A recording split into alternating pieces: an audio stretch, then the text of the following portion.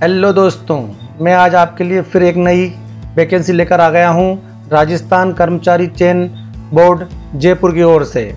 Video में आइए देखते हैं। वीडियो में आगे बढ़ने से पहले प्लीज़ चैनल को सब्सक्राइब और लाइक और शेयर करना मत भूलिएगा। तो आइए चलते हैं वीडियो में आगे। राजस्थान कर्मचारी चयन बोर्ड ने कंप्यूटर ऑपरेटर की सीधी भर्ती निकाली है। कंप्यूटर ऑपरेटर की सीधी भर्ती निकाली है। कंप्यूटर ऑपरेटर में जो गैर अनुसूचित क्षेत्र हैं वो हैं 200 वैकेंसी 220 है और अनुसूचित क्षेत्र में कितनी है 30 और टोटल नंबर ऑफ वैकेंसी कितनी है 250 है। आप ऑनलाइन फॉर्म कैसे अप्लाई कर सकते हो? तो आप ऑनलाइन एप्लीकेशन फॉर्म के लिए आपको SSO ID बना लें और SO ID और पासवर्ड याद रखें। अगर कोई ने SSO ID पर रजिस्ट्रेशन नहीं कराया है तो वो www.ssorajasthan.gov.in पर जाकर अपना पंजीयन कर सकता है और उसके बाद अपना आवेदन कर सकता है। आवेदक अपना ऑनलाइन आवेदन अंतिम रूप भरने से पूर्व प्रविष्टि आश्वस्त कर ले कि उसके बाद सभी प्रविष्टियां सही भरी हैं। अभ्यर्थी ऑनलाइन आवेदन भरने के उपरांत रसीद अवश्य रूप से प्राप्त कर ले। आवेदक ये ध्यान रखें कि ऑनलाइन आवेदन के उपरांत आवेदन पत्र क्रमांक आवश्यक रूप से उपलब्ध होगा। उसका प्रीव्यू सबमिट करने से पहले देख ले। कृपया ऑनलाइन आवेदन भरने से पूर्व वेबसाइट पर उपलब्ध उसके एडवर्टाइजमेंट पढ़ ले जो हम अभी पढ़ रहे हैं। आवेदक के पास उसका मोबाइल नंबर और ईमेल ID दर्ज करें।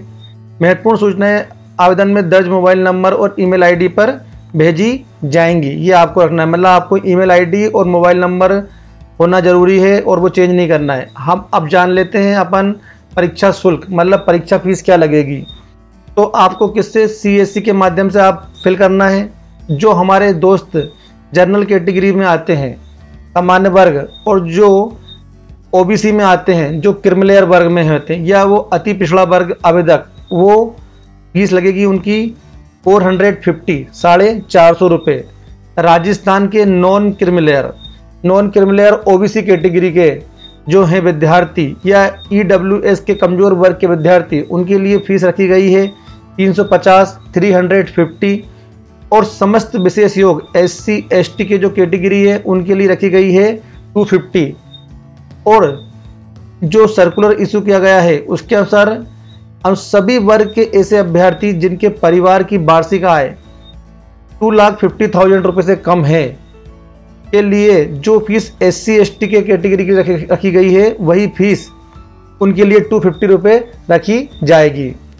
राजस्थान राज्य से ये IMP है। राजस्थान राज्य से भिन्न अन्य राज्य के जैसे MP UP के राज्य के अनुसूचित जाति, अनुसूचित जनजाति और अन्य पिछड़ा वर्ग और अति पिछड़ा वर्ग और EWS कैटेगरी अभ्यर्थी को सामान्य वर्ग का अभ्यर्थी माना जाएगा। अतः ऐसे आवेदक को समान अभ्यर्थी की निर्धारित फीस जमा करना होगी। मतलब अलग स्टेट के जो अभ्यर्थी है उनको जनरल कैटेगरी में रखा जाएगा और उन्हें जनरल कैटेगरी की फीस भरना होगी। एक बार फीस जमा करने पर वापस नहीं लौटाई जाएगी। जिस श्रेणी में जमा कराई गई फीस है उसी श्रेणी का माना जाएगा। बाद में अभ्यर्थी श्रेणी में परिवर्तन नहीं कर सकता। सभी वर्ग के ऐसे अभ्यर्थी जिनके परिवार की वार्षिक आय 2.5 लाख रुपए से कम है उन्हें सक्षम अधिकारी का प्रमाण पत्र जमा करना होगा। प्रवेश पत्र CSC सर आप डाउनलोड कर सकते हैं। उसके बाद जो हमारी पोस्टें हैं तो जो गैर अनुसूचित क्षेत्र होते हैं जो उन पर वर्टिकल रिजर्वेशन, इसमें जो है टोटल पोस्टें कितनी है हमने जो ऊपर देखी थी 220, जिसमें से जनरल कैटेगरी की 55 हैं, जनरल कैटेगरी की महिलाओं के लिए 17 हैं, विधवा औरतों के लिए 6 है और मेजोरिटी वालों के लिए 1 है। उसी प्रकार अनुसूचित जनजाति की वालों के लिए सामान्य के लिए हैं 25, सामान्य महिलाओं के लिए 7, विधवा के लिए 3। उसी प्रकार अनुसूचित जनजाति वालों के लिए सामान्य के लिए है 19 और सामान्य और महिलाओं के लिए है 5। उसी प्रकार पिछड़ा वर्ग कैटेगरी में जो पुरुष है उनके सामान्य के लिए 33, सामान्य महिलाओं के लिए है 9 और विधवा महिलाओं के लिए 4। इसी प्रकार अति पिछड़ा वर्ग वालों के लिए सामान्य में 8, महिलाओं के लिए 2 और आर्थिक रूप से कमजोर हैं जो सामान्य में 16 और सामान्य महिलाओं के लिए 5। ओरिजोनटल रिजर्वेशन क्षैतिज आरक्षण ये दिया है। उसी प्रकार अनुसूचित क्षेत्र में जिसमें नंबर ऑफ पोस्ट कितनी है 30 हैं, उसमें सामान्य के लिए 8 है, सामान्य महिलाओं के लिए 2 है और विधवाओं के लिए 1 है। आप देख सकते हैं नीचे। इसमें जो इंपॉर्टेंट चीज है मैं आपको बताता हूं कि जो वर्टिकल मतलब लंबवत आरक्षण से आरक्षित पदों में क्षैतिज रूप से आरक्षित पद शामिल होंगे और प्रत्येक पद के लिए अभ्यर्थी को अलग आवेदन करना होगा। मतलब कि अनुसूचित क्षेत्र के लिए अलग और प्रत्येक पद के लिए अभ्यर्थी को अलग आवेदन करना होगा। और जो गैर अनुसूचित क्षेत्र की रिक्तियों के विरुद्ध अनुसूचित क्षेत्र के निवासी ही आवेदन कर सकेंगे।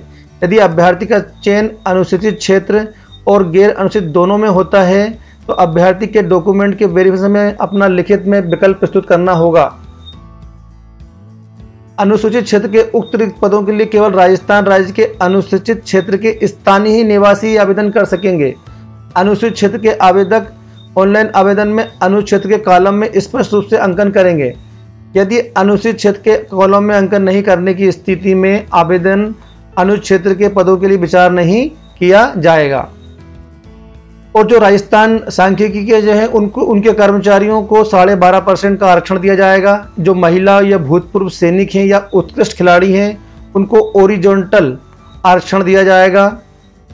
विज्ञापन जारी होने के उपरांत पदों की संख्या कम ज्यादा की जा सकती है।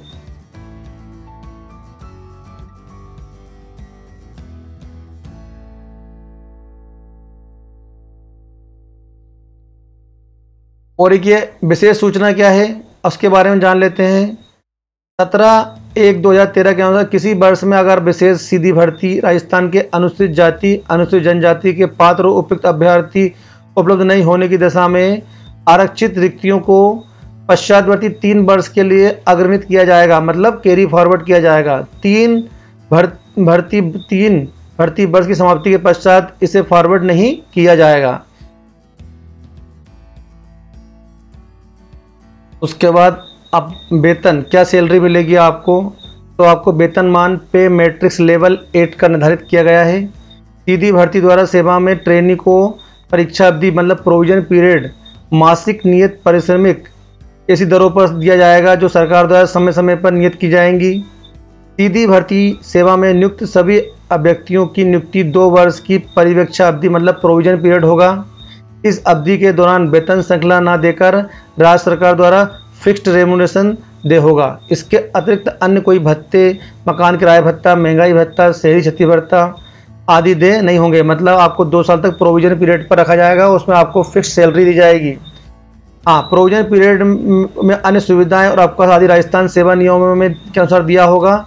प्रोविजन पीरियड की समाप्ति पर आपको वेतन श्रृंखला का न्यूनतम और अन्य भत्ते दिए जाएंगे और स्थायीकरण का पात्र होगा। अब हम जानते हैं क्या क्वालिफिकेशन चाहिए, क्या पात्रता। उसने किसी भी मान्यता प्राप्त विश्वविद्यालय से गणित मतलब मैथमेटिक्स, सांख्यिकी मतलब स्टैटिक्स और अर्थशास्त्र में कम से कम किसी एक विषय में उसने स्नातक उपाधि मतलब ग्रेजुएशन किया हो, या फिर उसने अगर ये ना हो उसके पास उसने भारतीय सांख्यिकी संस्थान कलकत्ता द्वारा पार्ट फर्स्ट का ABC प्रमाण पत्र हो। और तथा मतलब होता है एंड, और ये दोनों में से कोई एक होगा, लेकिन उसके पास सर्टिफिकेट होना चाहिए। सेकंड जो क्वालिफिकेशन है वो क्या है, इलेक्ट्रॉनिक विभाग भारत सरकार के नियंत्रणाधीन उसके द्वारा संचालित उच्चतर लेवल का प्रमाण पत्र, NIT नई दिल्ली द्वारा कंप्यूटर संचालन का सर्टिफिकेट होना चाहिए, या उसने व्यवसायिक प्रशिक्षण केंद्र में कंप्यूटर का प्रमाण पत्र होना चाहिए, या भारत में किसी भी विश्वविद्यालय या सरकार द्वारा मान्यता प्राप्त किसी भी संस्था से कंप्यूटर विज्ञान, कंप्यूटर साइंस या कंप्यूटर एप्लीकेशन का डिप्लोमा होना चाहिए। देश के किसी भी मान्यता प्राप्त माध्यमिक शिक्षा बोर्ड से कंप्यूटर विज्ञान या कंप्यूटर एप्लीकेशन में सीनियर सेकेंडरी प्रमाण पत्र हो, या सरकार के द्वारा मान्यता प्राप्त किसी भी पॉलिटेक्निक कंप्यूटर साइंस या का डिप्लोमा हो, या उस विश्वविद्यालय राजस्थान नॉलेज कॉर्पोरेशन लिमिटेड के पास हो और उसे देवनागरी लिपि में हिंदी कार्य करने का और ज्ञान हो, और राजस्थान की संस्कृति का उसे ज्ञान होना चाहिए। मतलब पात्रता क्या, पहले तो आपके पास ग्रेजुएशन होना चाहिए मैथमेटिक्स में, सांख्यिकी में या अर्थशास्त्र में, या फिर और उसके साथ आपके पास कंप्यूटर डिप्लोमा होना चाहिए। और अन्य योग्यताओं में आप स्वस्थ होना चाहिए, चरित्र आपका बढ़िया होना चाहिए, राष्ट्रीयता, भारत का नागरिक होना जरूरी है।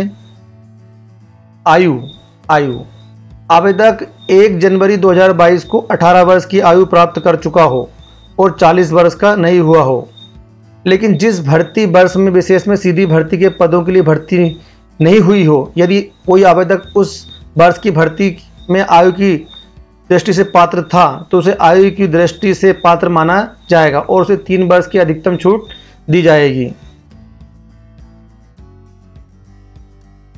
जैसे कंप्यूटर भर्ती का आयोजन वर्ष 18-19 के बाद में नहीं होने के कारण समस्त आवेदकों को अधिकतम आयु सीमा में 3 वर्ष की छूट दी जाएगी। देखो, अधिकतम आयु में छूट क्या होगी? जो अनुसूचित SC, ST और जो पिछड़ा वर्ग के और EWS के कमजोर वर्ग के अभ्यर्थी हैं जो कि राजस्थान के मूल निवासी हैं, उन्हें 5 वर्ष की छूट दी जाएगी। सामान्य वर्ग की महिलाओं को 5 वर्ष की छूट दी जाएगी। SC, ST और अन्य पिछड़ा वर्ग और अति पिछड़ा वर्ग की महिलाओं को 10 वर्ष की छूट दी जाएगी जो राजस्थान के मूल निवासी हैं।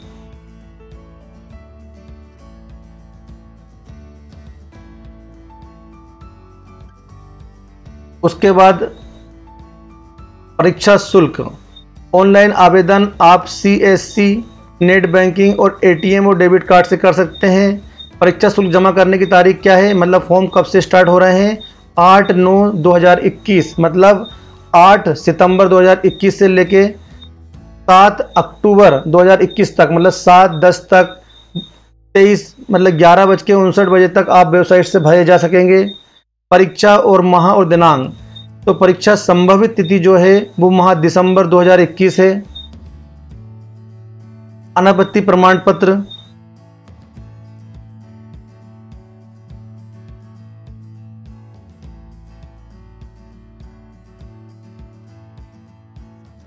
आवेदन कैसे करें इसका पूरा दिया है जो अपन ऊपर ही पढ़ चुके हैं।